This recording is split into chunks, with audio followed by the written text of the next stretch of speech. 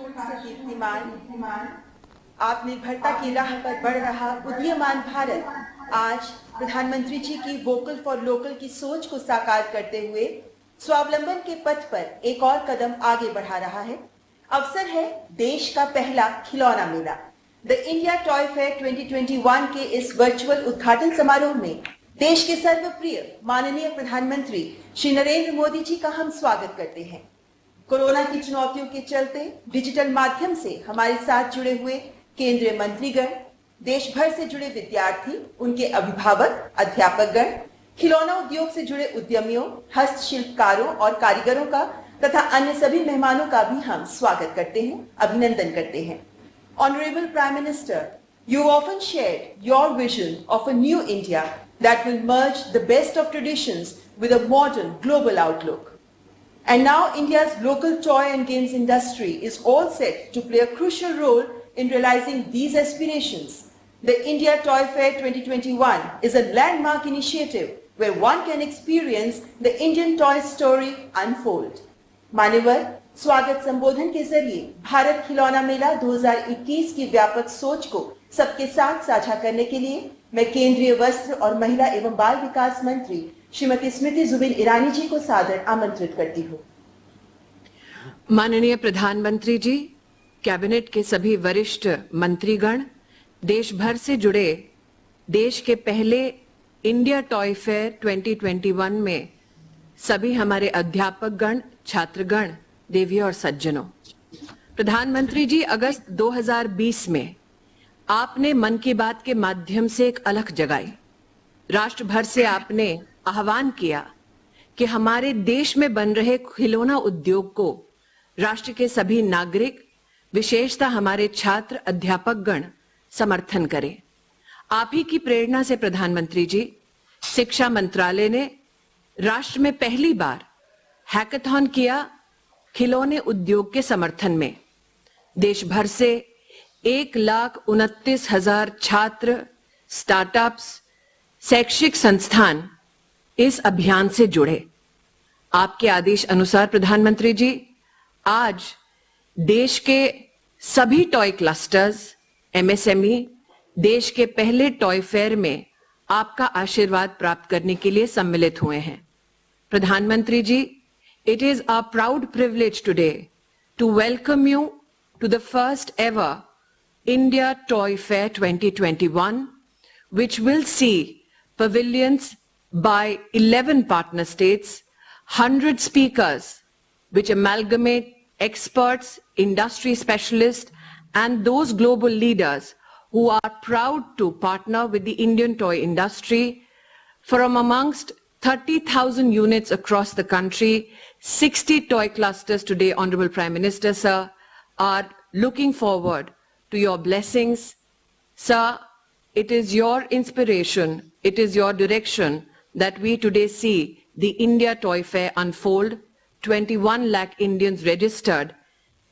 This, a global playground which is serviced by Indian toy industry, made in India, by India, for the world. Thank you, Prime Minister, sir, for joining us. धन्यवाद माननीय मंत्री महोदया। हमारे देश का खिलौना उद्योग देश की समृद्ध संस्कृति का वाहक भी है। विभिन्न प्रदेशों में इन्हें बनाने में कितने ही हस्तशिल्पकार और कारीगर जुटे हुए हैं जो देश के पारंपरिक खिलौना उद्योग को सहेज रहे हैं। Honorable Prime Minister, today we are joined by traditional toy artisans from various toy clusters from different corners of our country to share their stories with us. माननीय प्रधानमंत्री जी, अब टॉय क्लस्टर्स के खिलौने बनाने वाले इन कारीगरों की कहानी सुनते हैं। प्रधानमंत्री जी, सबसे पहले हम रुख कर रहे हैं दक्षिण भारत का, जहां कर्नाटक के शहर रामनगरम के चन्नापटना को खिलौनों का शहर गोम्बेगड़ा नगरा भी कहा जाता है। यहाँ के टॉय क्लस्टर के कारीगर हमारे साथ जुड़े हुए हैं। कर्नाटक का चन्नापटना टॉय क्लस्टर। चन्नापटना 23 के तरफ से माननीय प्रधानमंत्री जी को स्वागत करता हूँ। चन्नापटना बेंगलुरु से 60 किलोमीटर दूरी पर है। यहाँ 200 साल पुराना हिस्ट्री भी है। आप बैठ करके बोलिए, बैठ करके बोलिए। हाँ। चन्नापटना आर्टिजन के तरफ से माननीय प्रधानमंत्री जी को स्वागत करता हूं। चन्नापटना बेंगलुरु से 60 किलोमीटर दूरी पर है। यहाँ 200 साल पुराना हिस्ट्री है। यहाँ पर 2 स्टेट अवार्ड भी लेकर रही। चन्नापटना जीए रजिस्टर्ड 2000 आर्टिजन काम करते हैं। 80% जेंट्स और 20% लेडीज। चन्नापटना वुडन टाइस खिलौने बनाने के लिए दूधी का लकड़ी, कैड़ा में आले मरा बोलते हैं, आसपास विलेजेस में ही मिल जाता है। उसको लकड़ी लाकर उसको सीजन करके काट के उसको मॉडल बना के टर्निंग करके उसको कलरिंग करके उसको हम बनाते हैं। यह है रिंग सेट, काउंटिंग सेट भी कहा जाता है। और यह है अबाकास, और बच्चों के लिए भी बहुत पसंद है। यह है प्लेन, यह है इंजन। इंडिया आपको बचपन याद करा रहे हैं। इंडिया टॉय फेयर 2021 चन्नापटना में क्लस्टर के तरफ से 15 आर्टिजन को भाग लिया है। भारत सरकार को हम धन्यवाद करते हैं। 2021 इंडिया टॉयज फेयर चन्नापटना में बिजनेस भी बढ़ेगा और चन्नापटना का नाम भी बड़ा हो जाएगा। चन्नापटना आर्टिजन के तरफ से माननीय प्रधानमंत्री जी को धन्यवाद करता हूं। आपका ये क्लस्टर तो देश के सबसे बड़े क्लस्टर में से एक है। आप सब लोग, कुल कितने लोग हैं जो इसमें जुड़े हुए हैं और कितने समय से काम कर रहे हैं? इसमें 2000 लोग जुड़े हुए हैं और 200 साल से पुराना परंपरा है। कुछ नया इनोवेशन के लिए कुछ करते हैं कि वही परंपरा चलती है? कुछ नया भी करने के लिए थोड़ा सरकार का भी सारा सपोर्ट चाहिए और ट्रेनिंग सेंटर भी खोलना चाहिए। नहीं, कभी आपको विचार आया कि बेंगलुरु इतना बड़ा स्टार्टअप का हब है, इतना बड़ा आईटी का हब है, बहुत ही अच्छे टैलेंटेड वहाँ नौजवान भी काम करते हैं और देश भर के बच्चे काम करते हैं, कभी उनको यहाँ ले जाएं, उनको दिखाएं और उनको कहें कि भाई आप सब आधुनिक बच्चे हैं, आपके आधुनिक सोच हैं, आधुनिक टेक्नोलॉजी जानते हैं, बताइए हमारा ये खिलौनों को हमको क्या करें या हम खिलौनों को दुनिया में कैसे पहुंचाएं, तो शायद ये बहुत आपकी मदद हो सकती है। कभी सोचा है ऐसा? हाँ, सब सोचा है। ट्रेनिंग सेंटर उधर सिर्फ 2 है, थोड़ा ज्यादा करने से हम भी। अच्छा, आपके चन्नापटना इलाके में जो कॉमन फैसिलिटी सेंटर है, उससे जो पिछले दिनों ही उसको बल दिया गया है, इससे आपको क्या लाभ हो रहा है? हमारे को तो लाभ है, सिर्फ 2 सेंटर है, इसलिए और ज्यादा करने से हमारे को और ज्यादा हम ज्यादा कर सकते हैं। अच्छा, ये जनधन खाते, मुद्रा लोन, ऐसी अनेक योजनाएं सरकार ने वो इस प्रकार के जो लोग मेहनत कर लोग हैं उनके लिए बना के रखी है। पहले की तुलना में इन योजनाएं से अब आपको बिजनेस में और क्या अंतर आया है?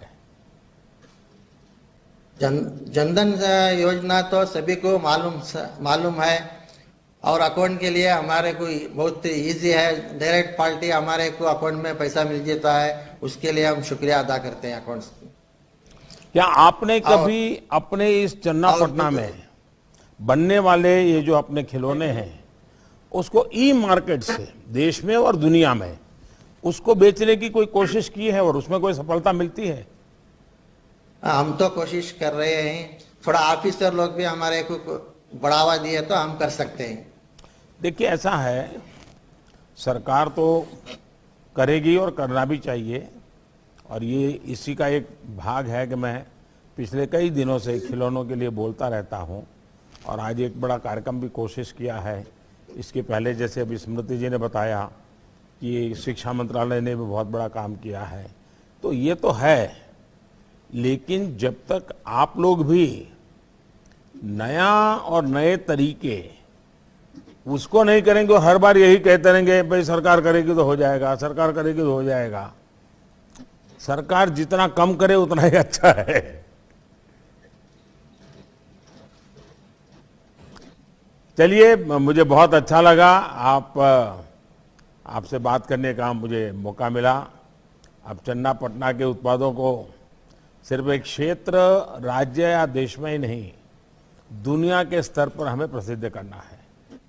चन्नापटना के खिलौनों से पूरी दुनिया के बच्चों के चेहरे खिल उठे, इसके लिए हमें मिलकर काम करना है। और जैसे आपकी अपेक्षा है, सरकार को आप सुझाव देंगे तो हम जरूर उसमें सक्रियतापूर्वक आपके साथ जुड़ेंगे। और मैं चाहता हूं कि कर्नाटक गवर्नमेंट भी, जो बेंगलुरु के स्टार्टअप्स हैं, बेंगलुरु के जो आईटी प्रोफेशनल्स हैं, उनके साथ आपका एक अच्छा वर्कशॉप करें, ताकि हो सकता है कि दोनों तरफ से बातें सुन करके एक नई योजना की दिशा में हम जा सकते हैं।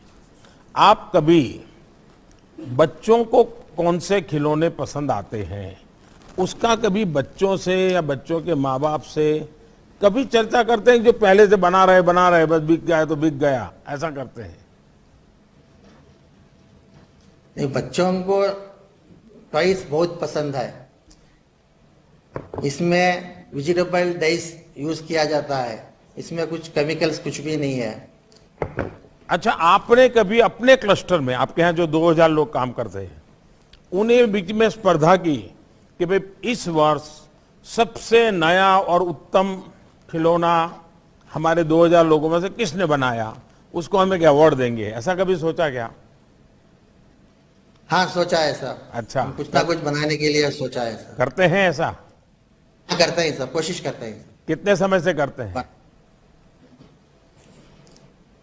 हम 32 ईयर से काम कर रहा हूँ। नहीं, ये कंपटीशन, आपके यहाँ जो क्लस्टर में 2000 लोग काम करते हैं, उनको स्पर्धा, भाई जो नया खिलौना, अच्छा खिलौना, नए तरीके का खिलौना बनाएगा हमारे में से, उसको इस बार ये अवार्ड दिया जाएगा।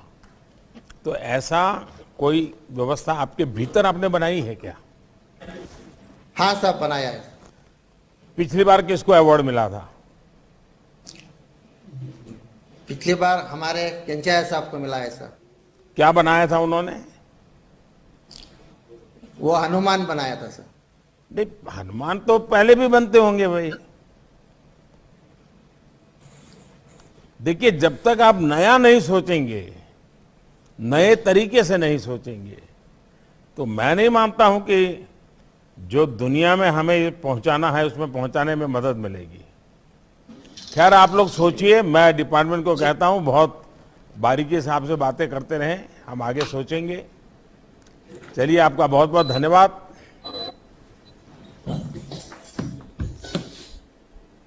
प्रधानमंत्री जी, अब हम चलते हैं उत्तर प्रदेश के वाराणसी के खिलौना बनाने वाले कारीगरों के पास। यहाँ के लकड़ी से बने खिलौने बहुत मशहूर हैं। उत्तर प्रदेश का वाराणसी टॉय क्लस्टर। भारत के आदरणीय प्रधानमंत्री जी को सभी बनारसवासियों की तरफ से आप बैठिए। और वाराणसी में आया हूं और आप हर हर महादेव न बोले, ऐसा कैसे हो सकता है? हर हर महादेव। मैं रामेश्वर सिंह वाराणसी लकड़ी खिलौना बनाने का शिल्पी हूँ। भारत सरकार ने हमको 2015 में नेशनल मेरिट अवार्ड से पुरस्कृत किया हुआ है। और वाराणसी में जो लकड़ी खिलौना बनाने वाले लोग हैं करीब 1200 हैं प्रधानमंत्री जी, उसमें से 1000 पुरुष हैं, 200 महिलाएं हैं।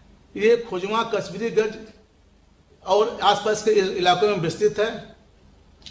हमारा जो इसमें एक राष्ट्रीय पुरस्कार और 7 राज्य पुरस्कार हस्तशिल्पी हैं। हम लोग जो लकड़ी खिलौना पहले कोरिया की लकड़ी में बनाते थे, लेकिन विगत वर्षों से हम लोग यूकेलिप्टस की लकड़ी से लकड़ी खिलौना बना रहे हैं और गुड़हल की लकड़ी द्वारा हम लोग मूर्ति बनाते हैं। इसका प्रोसेसिंग ये ऐसा है कि हम लोग अपने मन चाह हिसाब से लकड़ी को काट लेते हैं और काटने के बाद में पारंपरिक टूल द्वारा और पारंपरिक कुंद मशीन पे इसको चढ़ा करके उसको मनचाहा शेप देने के बाद में लाख जो होता है कलरफुल लाख से द्वारा इसको अंतिम रूप देते हैं। 2013 में माननीय प्रधानमंत्री जी हमारे इस लकड़ी खिलौनों को बौद्धिक संपदा अधिकार में रजिस्टर्ड किया गया और हमारी ये जो कला है वर्षों पुरानी है। हमारे पूर्वज जो है इसको इसी पारंपरिक कला से इसको बनाते चले आ रहे हैं। हम लोग सभी आर्टिजन भाई मिल करके इस कला को आगे बढ़ा रहे हैं। हमारे यहाँ पर विभिन्न प्रकार के लकड़ी खिलौने बनाए जाते हैं, जैसे कि बच्चों के लिए चुसनी, जो कि जब दांत निकलता है तो माननीय प्रधानमंत्री जी बच्चों के लिए चुसनी बनाया जाता है और घुघना बनाया जाता है। और हम जो खेलते थे लट्टू जो रस्सी वाला है वो बनाते हैं। हमारा और भी उत्पाद है जो कि घरेलू उत्पाद भी है। अच्छा, ये मुझे बताइए, देखिए मैं तो आता रहता हूं, तो जब भी आता हूं तो कभी न कभी तो आप लोगों के बीच आने का मुझे मौका भी मिलता है। आपके खिलौने भी मुझे देखने का अवसर मिला है। और जैसा आपने बताया कि आजकल नए नए खिलौने चलते हैं। देखिए, बच्चों की बड़ी विशेषता होती है, जो अगल बगल में देखते हैं ना उसको वो जीना चाहते हैं। मैं पक्का मानता हूं कि आज कई घरों में बच्चे जब खिलौने लेकर के खेलते होंगे तो माँ बाप से झगड़ा करते होंगे कि मेरे खिलौने को मास्क लगाओ। वो आग्रह करते होंगे कि मेरा खिलौने को मास्क क्यों नहीं है। क्या कभी आप ये सोचते हैं कि भाई अभी कोरोना है तो बच्चों को भी खिलौना वो चाहिए जिसको मास्क चाहिए, अलग से एक मास्क देना चाहिए, बच्चा मास्क खिलौने के पहना है, और बच्चा करता ही है। आपने देखा होगा दिल्ली में एक बड़ी इंस्पायरिंग घटना है खिलौने वालों के लिए। एक बच्ची को पग में फ्रैक्चर हो गया। अब उसको अस्पताल में पैर ऊंचा करके रखना पड़ता था, लेकिन वो रोती थी, मानती नहीं थी। फिर उस डॉक्टर ने उस मनोवैज्ञानिक तरीके से एक खिलौना जो उसको पसंद था उसको उसके साथ सुलाया और खिलौने को भी वैसे ही पैर में फ्रैक्चर है ऐसा करके पट्टी बांधी और उस पैर को लटकाया। उस बच्ची को इतना अच्छा लगा कि वो डॉक्टर को कोऑपरेट करने लगी। मतलब खिलौना बच्चों की जिंदगी का हिस्सा बन जाता है। क्या कभी आप मेरे काशी के लोग खिलौनों के संबंध में बच्चा क्या सोचता है, कैसे करता है, क्या कभी उसके लिए कुछ करते हैं? क्या कभी चर्चा करते हैं? क्या काशी विश्वविद्यालय के ऐसे मनोवैज्ञानिक जो प्रोफेसर हैं उनको बुला करके कहते हो कि भाई जरा हमारे खिलौने वालों को बताओ बच्चों को लेके हमें क्या करना चाहिए? ऐसा कभी चर्चा करते हैं क्या? जी गुरु जी, हम लोग एक नया जो डिजाइन बनाए हैं। पहले हम लोग का स्टैंडिंग खिलौना होता था। अभी हम लोगों ने ये जो बच्चे अपने हाथ द्वारा ये जो चलाते हैं गाड़ियां, इसको हमने एक नया इनोवेशन दिया है। क्योंकि अभी हम लोगों ने ये जो ऑटो ट्रक में इसको अपने बैटरी द्वारा मोटर फिट करके बनाया है, ये नया इनोवेशन है। और हम इसको सेंसर द्वारा इसको रोक नहीं पा रहे हैं, बैक नहीं कर पा रहे हैं। प्रधानमंत्री से निवेदन है कि हमको नई टेक्नोलॉजी के द्वारा इसको अटैच किया जाए, जिससे कि हमारा लकड़ी खिलौना जो है और आगे बढ़े। ये जो वर्कशॉप है वो ये जो आप कह रहे हैं इस काम के लिए ही है। ये टॉय फेयर लगाया है वो इसी काम के लिए लगाया है। अब आप इसका फायदा उठाइए और प्रधानमंत्री का इंतजार मत कीजिए। ये प्रधानमंत्री ने इसीलिए आपके घर में ये चीज लेके आया है। देखिए, अब तो वाराणसी में एक बेहतरीन हस्तकला संकुल भी सेवा दे रहा है और आप में से ज्यादातर लोगों का मुझे वहीं पर मिलना हुआ है। आप लोगों को इस हस्तशिल्प को बढ़ावा देने के लिए सरकार से जो मदद चाहिए वो मिलेगी और मैं पूरा विश्वास करता हूं कि आप लोग नया करेंगे। अब तो मैं देख रहा हूं आपके साथ नौजवान पीढ़ी भी बैठी हुई है, तो नौजवान तो जरूर कुछ न कुछ सोचती होगी। देखिए, हर पीढ़ी के साथ पसंद नापसंद बदलती रहती है। जो हमारे पूर्वज जिन खिलौने से खेलते होंगे वो हमारे बाद की जो पीढ़ी होगी वो अलग खिलौनों से खेलते होंगे। लेकिन हमें भी तो लगातार इसमें परिवर्तन लाते रहना चाहिए और सरकार इस दिशा में जरूर प्रयास करेगी। मुझे बहुत अच्छा लगा, काशी वासियों से मिलने का मुझे मौका मिला। धन्यवाद जी। धन्यवाद। और प्रधानमंत्री जी अब रुख करते हैं राजस्थान का। जयपुर शहर के कठपुतली क्लस्टर से खिलौने बनाने वाले कारीगरों से बात करते हैं, जिनमें कठपुतली बनाने वाले हस्तशिल्पकार और कठपुतली कला से जुड़े कलाकार दोनों मौजूद हैं। जयपुर का कठपुतली टॉय क्लस्टर। भारत के आदरणीय प्रधानमंत्री जी को हम जयपुर वासियों की तरफ से नमस्कार। मैं बिमला देवी भाट कठपुतली कॉलोनी जयपुर से बोल रही हूँ। हमारे यहाँ जयपुर में 3 कॉलोनी है। पहली कठपुतली नगर, दूसरी कलाकार कॉलोनी पानी पेच एवं जगतपुरा में, जिसमें हम करीब लगभग 1100 कारीगर काम करते हैं, जिसमें 650 में पुरुष है और 450 महिलाएं हैं। इसका कार्य को हम खानदानी काम है, ये हमारे पूर्वजों से हमें ये विरासत में ही प्राप्त हुआ। कठपुतली जो हम बनाते हैं वो आड़ू की लकड़ी से बनाते हैं।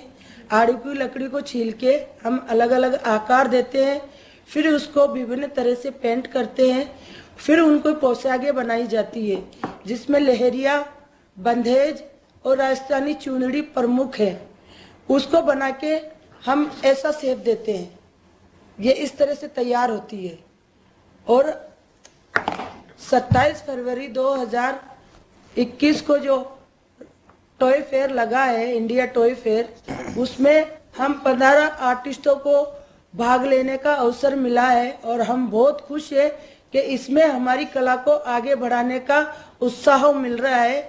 उसके लिए इंडिया टॉय फेयर और प्रधानमंत्री जी का हम तहे दिल से धन्यवाद देते हैं। चलिए, मुझे अच्छा लगा। शायद ही हमारे देश में कोई बालक ऐसा होगा कि जिसने कठपुतली का खेल न देखा हो और कठपुतली का खेल देखने के लिए उसका मन न कर गया हो। आप सोचिए, दुनिया इतनी बदल गई, टेक्नोलॉजी इतनी आ गई, बड़े बड़े अरबों खरबों रुपयों के बड़े बड़े थिएटरों में और बड़ी बड़ी फिल्में आने लग गई, लेकिन आपके प्रति जो बालक मन का आग्रह रहता है, उसको देखने की क्यूरियोसिटी रहती है, वो जरा भी कम नहीं हुई है। ये एक तो सबसे पहले कठपुतली कला से जुड़े हुए आप सब बधाई पात्र हैं, आपके पूर्वज बधाई के पात्र हैं और आपने इसमें गौरव रखा हुआ है। आप में मैंने देखा है कि बहुत ही बड़े पढ़े लिखे लोगों का ऑडियंस बैठा हो, बड़ी 5 स्टार होटल में किसी कोने में आप काम कर रहे हो, मैंने देखा है कि आपका कॉन्फिडेंस लेवल बड़ा गजब होता है। सामने बैठा वाला कितना बड़ा धनी है, कितना पढ़ा लिखा है, आपको कोई असर नहीं होता है। आप अपने कठपुतली के उन खिलौनों में बिल्कुल रम जाते हैं। ये मैंने देखा है और ये ही आपकी सबसे बड़ी ताकत है। लेकिन क्या कभी आपको सोचा है कि आप लोग, आज का जो एडवर्टाइजमेंट का युग है, उस एडवर्टाइजमेंट के युग में इस कठपुतली के खेल का बहुत बढ़िया तरीके से उपयोग कर। जैसे मान लीजिए कोई आप चाहते हैं कि भाई बच्चों को हाथ धोना चाहिए, साबुन से हाथ धोना चाहिए, ये हम कर रहे हैं, सरकार भी कर रही है, लेकिन कोई साबुन कंपनी वाली कठपुतली वालों को कहे देखिए हम आपको छोटे छोटे साबुन बना के देते हैं, आप कठपुतली से ही साबुन देना, साबुन से हाथ धोना बच्चों को सिखाने वाला कार्यक्रम कीजिए। उस कंपनी का एडवर्टाइजमेंट भी होगा और आपको ये एडवर्टाइजिंग का पैसा भी मिलेगा। क्या कभी ऐसा सोचा है आप लोगों ने? सर, हम कर सकते हैं अगर अवसर मिले तो। अच्छा, आप कर सकते हैं। देखिए, जैसे टूथपेस्ट है, बच्चों को भाई ब्रश करना चाहिए, तो आप मास्क लगा के कठपुतली बनाई है सर हमने। क्या बनाया है? मास्क लगाना सिखाया है हमने। अच्छा, मास्क वाली बनाई है? जी हाँ, देखिए ये है।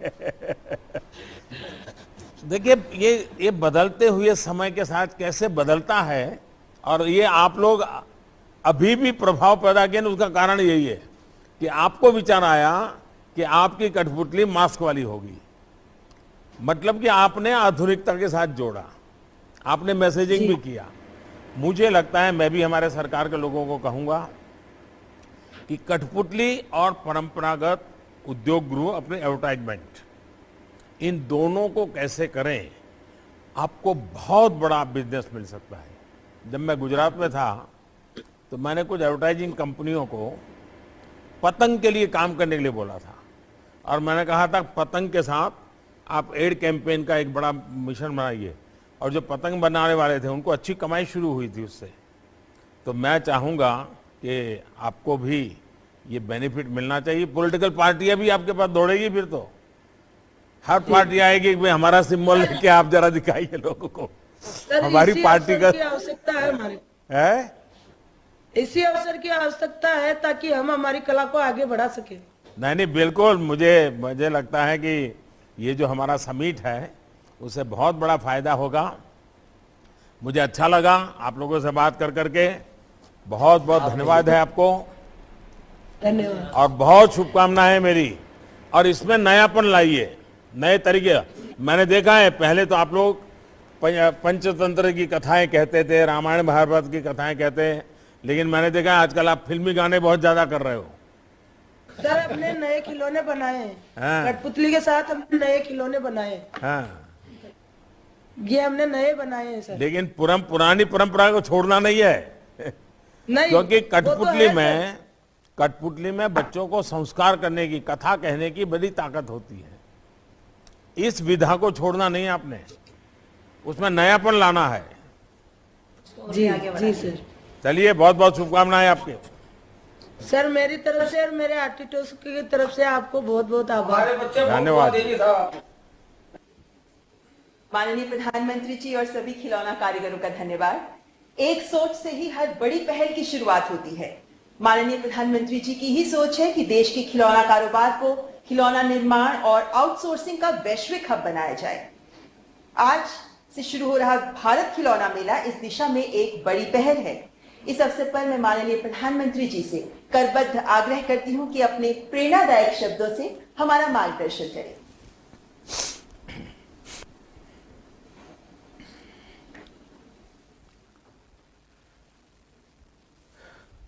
आप सभी से बात करके ये पता चलता है कि हमारे देश की टॉय इंडस्ट्री में कितनी बड़ी ताकत छिपी हुई है। इस ताकत को बढ़ाना, इसकी पहचान बढ़ाना आत्मनिर्भर भारत अभियान का बहुत बड़ा हिस्सा है। ये हम सभी के लिए आनंद की बात है कि आज हम देश के पहले टॉय फेयर की शुरुआत का हिस्सा बन रहे हैं। टॉय फेयर के इस कार्यक्रम में मेरे साथ जुड़ रहे कैबिनेट के मेरे सभी साथी, टॉय इंडस्ट्री से जुड़े सभी प्रतिनिधिगण, सभी कारीगर भाई बहन, पेरेंट्स, टीचर्स और प्यारे बच्चों,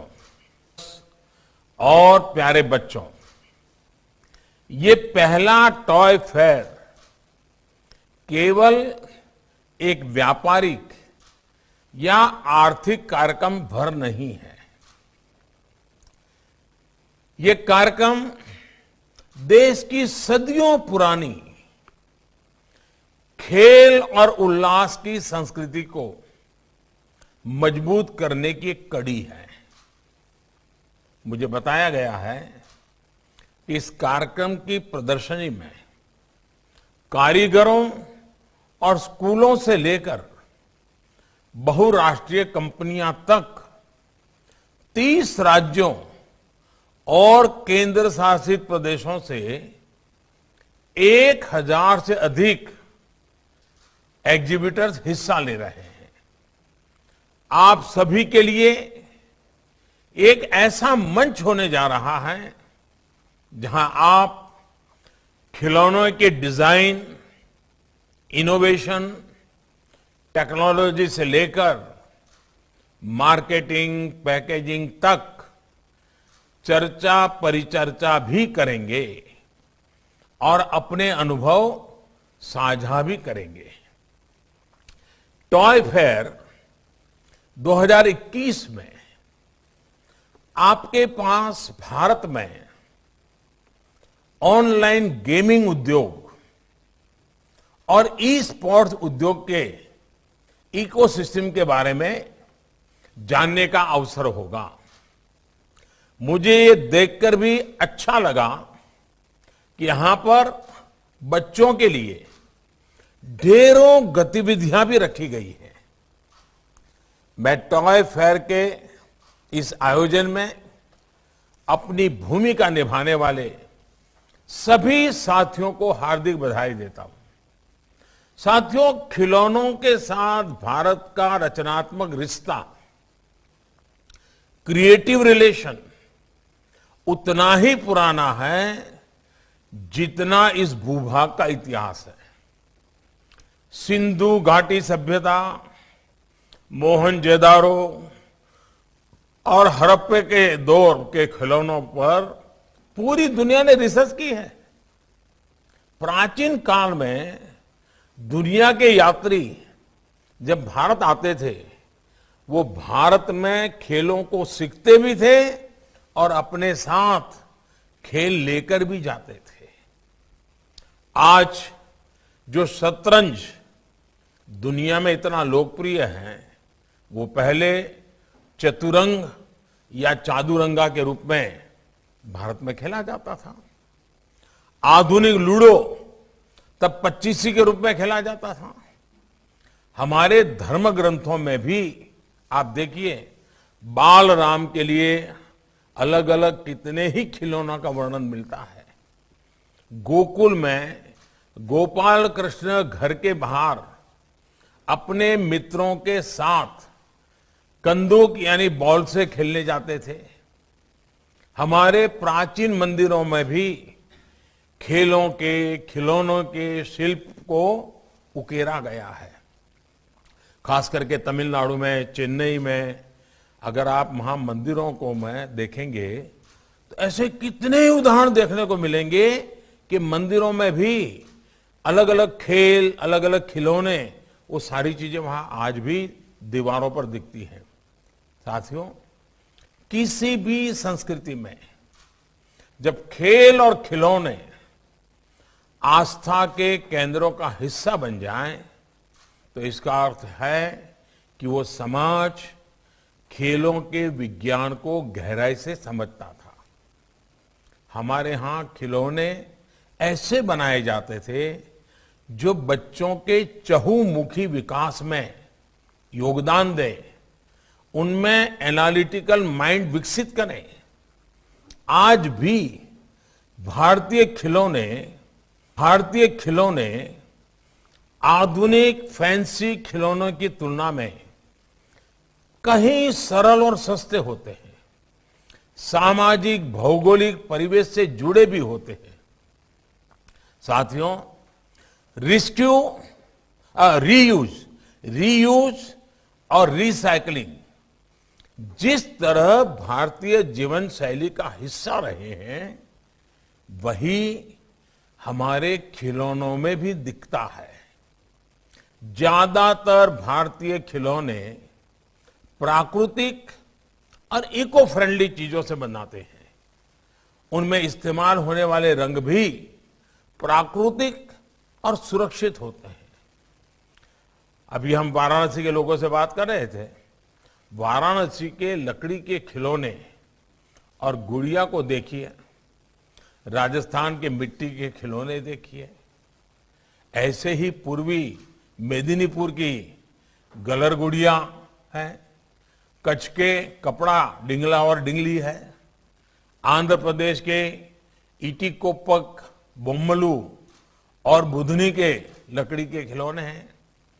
कर्नाटक जाएंगे तो वहां के चन्नपटना खिलौने अभी जो हम तो देख रहे थे, तेलंगाना के निर्मल खिलौने, चित्रकूट के लकड़ी के खिलौने, धुबरी असम के टेराकोटा के खिलौने, ये सब खिलौने अपने आप में कितने डाइवर्स हैं, कितनी अलग अलग खूबियों से भरे हैं, लेकिन सब में एक समानता है कि सभी खिलौने इको फ्रेंडली और क्रिएटिव है।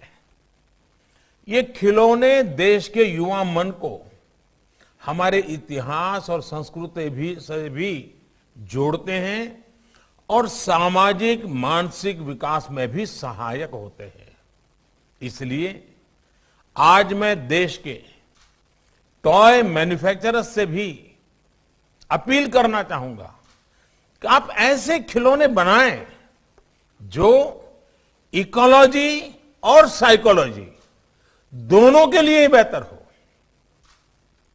क्या हम ये प्रयास कर सकते हैं कि खिलौनों में कम से कम प्लास्टिक इस्तेमाल करें, ऐसी चीजों का इस्तेमाल करें जिन्हें रिसाइकल कर सकते हैं। साथियों, आज दुनिया में हर क्षेत्र में भारतीय दृष्टिकोण और भारतीय विचारों की बात हो रही है। भारत के पास दुनिया को देने के लिए एक यूनिक पर्सपेक्टिव भी है। ये हमारी परंपराओं में, हमारे परिधानों में, हमारे खान पान में, हर जगह ये विविधताएं एक ताकत के रूप में नजर आती हैं। इसी तरह भारतीय टॉय इंडस्ट्री भी इस यूनिक इंडियन पर्सपेक्टिव को, भारतीय विचारबोध को प्रोत्साहित कर सकती है। हमारे यहां खिलौने तो पीढ़ियों की विरासत के तौर पर रखे और सहेजे जाते रहे हैं।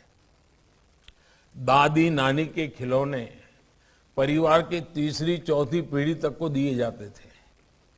त्योहारों पर परिवार के लोग अपने खिलौने निकालते थे और अपने पारंपरिक संग्रह को एक दूसरे को दिखाते भी थे। जब हमारे खिलौने इसी इंडियन एस्थेटिक से सजे होंगे तो इंडियन थॉट्स, भारतीयता की भावना भी बच्चों के अंदर और मजबूती से विकसित होगी। उसमें इस मिट्टी की महक होगी। प्यारे बच्चों और साथियों, गुरुदेव रविंद्रनाथ टैगोर ने अपनी एक कविता में कहा है कि when I bring to you colored toys, my child, I understand why there is such a play of colors on clouds and water, and why flowers are painted in tints when I give colored toys to you, my child. यानी एक खिलौना बच्चों को खुशियों की अनंत दुनिया में ले जाता है। खिलौना का एक एक रंग बच्चों के जीवन में कितने ही रंग बिखेरता है। आज यहां इतने खिलौनों को देखकर यहां उपस्थित बच्चे जैसा महसूस कर रहे हैं, वही अनुभव हम सबने भी अपने बचपन की यादों में संजो कर रखा है।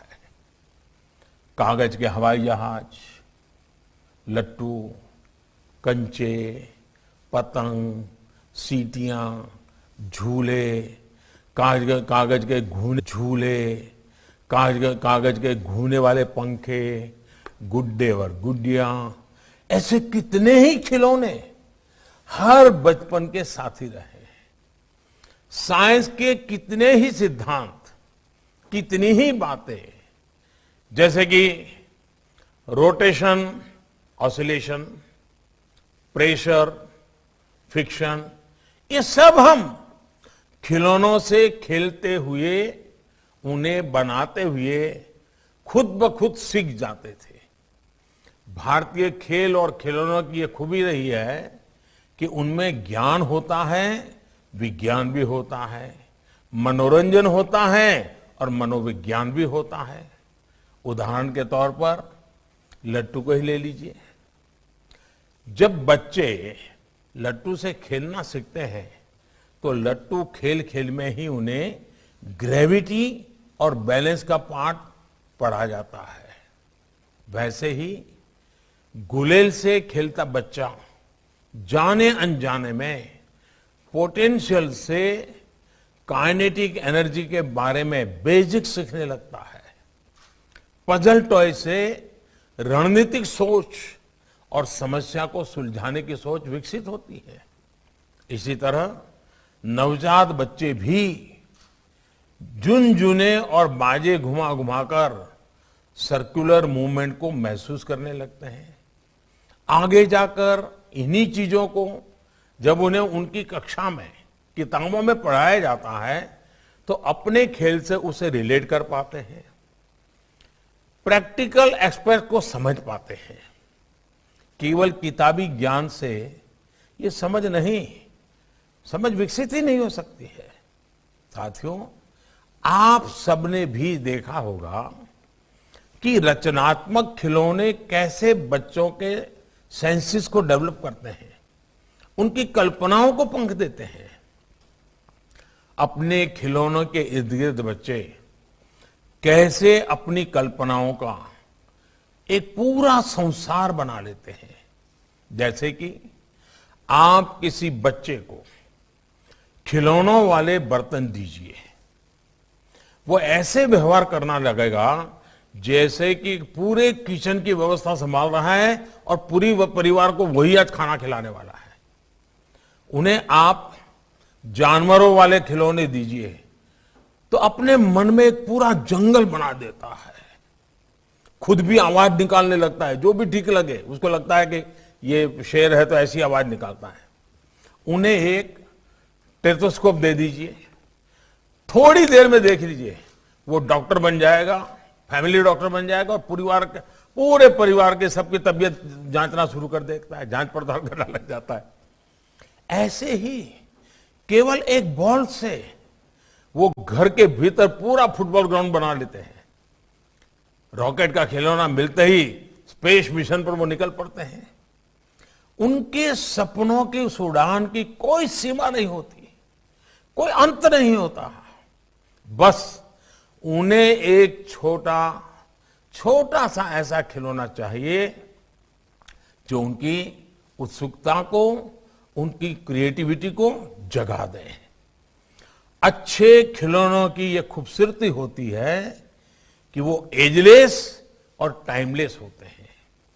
आप भी जब बच्चों के साथ खेलने लगते हैं तो इन खिलौनों के जरिए अपने बचपन में चले जाते हैं। इसलिए मैं सभी माता पिता से ये अपील करूंगा कि आप जिस तरह बच्चों के साथ पढ़ाई में इन्वॉल्व होते हैं वैसे ही उनके खेलों में भी शामिल होइए। मैं नहीं कह रहा कि आप अपने घर का, अपने ऑफिस का सब काम छोड़ दें और घंटों बच्चों के साथ खेलते ही रहें, लेकिन आप उनके खेलों में शामिल तो हो ही सकते हैं। आजकल परिवारों में प्ले टाइम की जगह स्क्रीन टाइम ने ले ली है, लेकिन आपको खेल और खिलौनों की भूमिका को जरूर समझना चाहिए। खिलौनों का जो वैज्ञानिक पक्ष है, बच्चों के विकास में, उनकी लर्निंग में खिलौनों की जो भूमिका है, उसे पेरेंट्स को भी समझना चाहिए और टीचर्स को स्कूलों में भी उसे प्रयोग करना चाहिए। इस दिशा में अब देश भी प्रभावी कदम उठा रहा है, व्यवस्था में जरूरी परिवर्तन कर रहा है। इसका एक उदाहरण हमारी नई राष्ट्रीय शिक्षा नीति भी है। नई राष्ट्रीय शिक्षा नीति में प्ले आधारित और गतिविधि आधारित शिक्षा को बड़े पैमाने पर शामिल किया गया है। एक ऐसी शिक्षा व्यवस्था है जिसमें बच्चों में पहेलियों और खेलों के माध्यम से तार्किक और रचनात्मक सोच बढ़े, इस पर विशेष ध्यान दिया गया है। साथियों, खिलौनों के क्षेत्र में भारत के पास ट्रेडिशन भी है और टेक्नोलॉजी भी है। भारत के पास कंसेप्ट भी है और कॉम्पिटेंस भी है। हम दुनिया को इको फ्रेंडली टॉयज की ओर वापस लेकर जा सकते हैं। हमारे सॉफ्टवेयर इंजीनियर्स कंप्यूटर गेम्स के जरिए भारत की कहानियों को, भारत की जो मूलभूत मूल्य हैं, उन कथाओं को दुनिया तक पहुंचा सकते हैं। लेकिन इस सब के बावजूद $100 बिलियन के वैश्विक खिलौना बाजार में आज हमारी हिस्सेदारी बहुत ही कम है। देश में 85% 85% खिलौने बाहर से आते हैं, विदेशों से मंगाए जाते हैं। पिछले 7 दशकों में भारतीय कारीगरों की, भारतीय विरासत की जो उपेक्षा हुई, उसका परिणाम ये है कि भारत के बाजार से लेकर परिवार तक में विदेशी खिलौने भर गए हैं। और वो खिलौना सिर्फ नहीं आया है, एक विचार प्रवाह हमारे घर में घुस गया है। भारतीय बच्चे अपने देश के वीरों, हमारे नायकों से ज्यादा बाहर के स्टार्स के बारे में बात करने लगे। इस बाढ़ ने, ये बाहरी बाढ़ ने हमारे लोकल व्यापार की बड़ी मजबूत चेन भी तोड़ के रख दी है, तहस नहस कर दी है। कारीगर अपनी अगली पीढ़ी को अपना हुनर देने से बचने लगे हैं। वो सोचते हैं कि बेटे इस कारोबार में ना आए। आज हमें इस स्थिति को बदलने के लिए मिलकर काम करना है। हमें खेल और खिलौनों के क्षेत्र में भी देश को आत्मनिर्भर बनाना है, वोकल फॉर लोकल होना है। इसके लिए हमें आज की जरूरतों को समझना होगा। हमें दुनिया के बाजार को, दुनिया की प्राथमिकताओं को जानना होगा। हमारे खिलौनों में बच्चों के लिए हमारे मूल्य, संस्कार और शिक्षाएं भी होनी चाहिए और उनकी गुणवत्ता भी अंतर्राष्ट्रीय मानकों के हिसाब से होनी चाहिए। इस दिशा में देश ने कई अहम फैसले लिए हैं। पिछले वर्ष से खिलौनों की क्वालिटी टेस्ट को अनिवार्य किया गया है। इंपोर्ट होने वाले खिलौनों की हर खेप में भी सैंपल टेस्टिंग की इजाजत दी गई है। पहले खिलौनों के बारे में सरकारें बात करने की भी जरूरत नहीं समझती थी, इसे कोई गंभीर विषय नहीं समझा जाता था। लेकिन अब देश ने खिलौना उद्योग को 24 प्रमुख क्षेत्रों में दर्ज किया है, उसका दर्जा दे दिया है। नेशनल टॉय एक्शन प्लान भी तैयार किया गया है। इसमें 15 मंत्रालयों और विभागों को शामिल किया गया है ताकि ये उद्योग कॉम्पिटिटिव बने, देश खिलौनों में आत्मनिर्भर बने और भारत के खिलौने दुनिया में भी जाएं। इस पूरे अभियान में राज्यों को बराबर का भागीदार बनाकर टॉय क्लस्टर विकसित करने का प्रयास किया जा रहा है। इसके साथ ही देश टॉय टूरिज्म की संभावनाओं को भी मजबूत कर रहा है। भारतीय खेलों पर आधारित खिलौनों को प्रमोट करने के लिए देश में टॉयकाथॉन 2021 का आयोजन भी किया गया था। मुझे बताया गया है कि इस टॉयकाथॉन में 12 लाख से अधिक युवाओं ने, शिक्षकों ने और विशेषज्ञों ने रजिस्ट्रेशन कराया और 7,000 से अधिक नए नए आइडियाज आए। ये दिखाता है कि दशकों की उपेक्षा और कठिनाइयों के बावजूद भारत की प्रतिभा, भारत का हुनर आज भी असाधारण संभावनाओं से भरा हुआ है। जिस तरह भारत ने अतीत में अपने उल्लास से, अपनी ऊर्जा से मानवता के जीवन में रंग घोले थे, वो ऊर्जा आज भी उतनी ही जीवंत है। आज टॉय फेयर के इस अवसर पर हम सबकी जिम्मेदारी है कि हम इस ऊर्जा को आधुनिक अवतार दें इन संभावनाओं को साकार करें। और हां, याद रखिए, अगर आज मेड इन इंडिया की डिमांड है तो आज हैंडमेड इन इंडिया की डिमांड भी उतनी ही बढ़ रही है। आज लोग खिलौनों को केवल एक प्रोडक्ट के रूप में ही नहीं, बल्कि उस खिलौने से जुड़े अनुभव से भी जुड़ना चाहते हैं। इसलिए हैंडमेड इन इंडिया को भी प्रमोट करना है। हमें यह भी याद रखना है कि जब हम कोई खिलौना बनाते हैं तो हम एक बाल मन को गढ़ते हैं, बचपन के असीम उल्लास को गढ़ते हैं, उसमें सपने भरते हैं। यही उल्लास हमारे कल का निर्माण करेगा। मुझे खुशी है कि आज हमारा देश इस जिम्मेदारी को समझ रहा है। हमारे ये प्रयास आत्मनिर्भर भारत को वही स्फूर्ति देंगे जो स्फूर्ति बचपन में एक नई दुनिया रचती है। इसी विश्वास के साथ आप सभी को एक बार फिर से अनेक अनेक शुभकामनाएं। और अब दुनिया में हिंदुस्तान के खिलौनों का डंका बजाना ये हम सबका दायित्व है।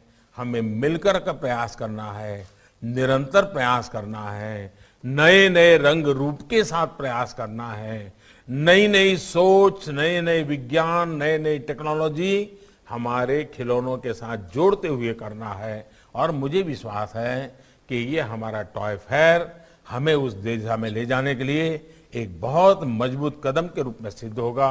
मैं फिर एक बार आप सबको अनेक अनेक शुभकामनाएं देता हूं। बहुत बहुत धन्यवाद। माननीय प्रधानमंत्री जी, आपके मार्गदर्शक, उत्साहवर्धक शब्दों और गरिमामय उपस्थिति के लिए आपका सहृदय धन्यवाद, हृदय से साधुवाद। इसी के साथ ये कार्यक्रम यहीं समाप्त करते हैं। मैं ममता चोपड़ा इजाजत लेती हूँ। नमस्कार। Subscribe to our channel by clicking the subscribe button. Click the bell button and enjoy the latest uploads from our channel.